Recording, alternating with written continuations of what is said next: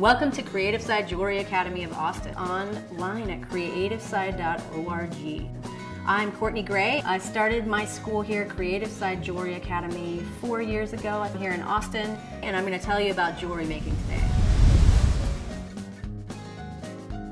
I'm going to show you guys how to use your flex shaft tool today.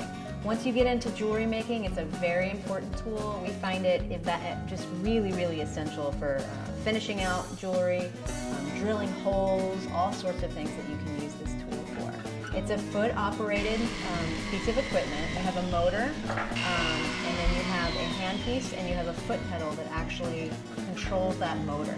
A lot of flex shafts will go in a forward or reverse, depending on what you're trying to do. A lot of stone setters and gemstone setters find that very helpful. So what I'm going to show you is how to load your burrs and bits into this flex shaft. It comes with a toggle, just like you would use with a drill. You have a toggle key to open up that chuck inside. And you want to place your bit in there accordingly. So depending on the thickness of the mandrill of your tool, you'll need to open that up.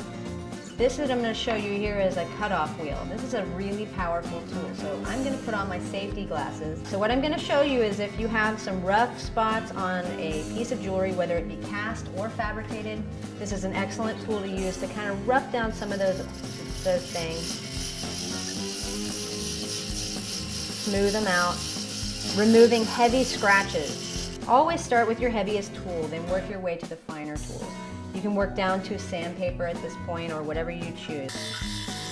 Okay, and you can work your way down depending on if you have scratches on the top, you can hit the top. As you see here, I always have my pointer finger propped on my bench pen at this, while I'm holding the flex shaft tool. So there's a ton of tools. If you start looking in catalogs, looking online, there's silicone wheels. This is an excellent tool. It's a very professional tool, blue silicone wheel.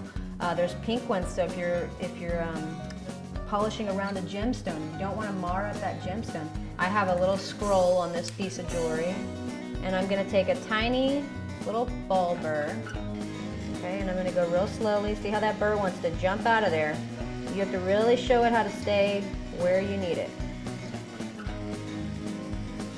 So tons of different shapes out there. There's an inverted cone burr, burrs for cutting wax. So there's a particular type of burr you want to get for cutting wax stock.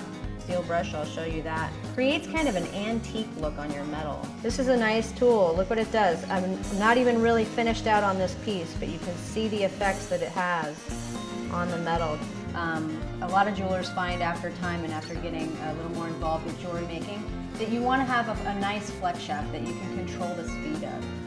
It becomes a very important tool to that high polish, really professional look on your jewelry.